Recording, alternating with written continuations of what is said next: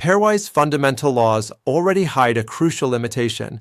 They simply do not contain enough intrinsic structure to adequately encode the full dimensionality of space. This means that when we consider interactions between just two entities, the underlying mathematical framework often falls short in describing the complex, multidimensional reality we experience. A two-body interaction is always reducible to a single plane, no matter how universal the law claims to be. This is a fundamental geometric constraint. With only two objects, their relative motion and the forces between them are confined to a two-dimensional surface, meaning the motion has no choice but to flatten. The angular momentum vector remains constant, inherently limiting the system to a plane. This inherent limitation means pairwise laws, by themselves, miss something absolutely essential.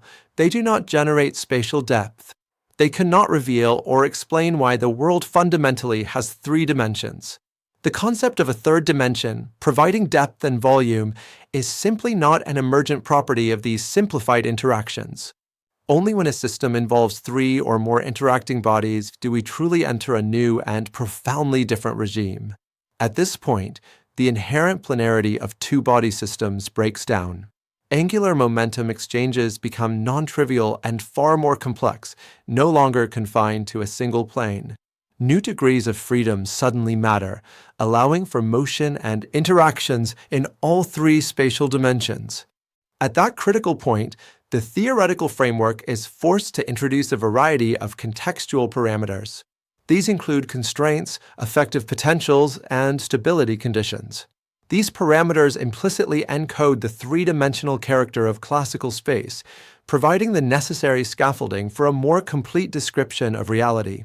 They are not inherent in pairwise laws, but become essential for multi-body systems. In other words, the three-dimensional space we perceive is not contained within the pairwise laws at all. It is not an intrinsic feature of simple two-body interactions.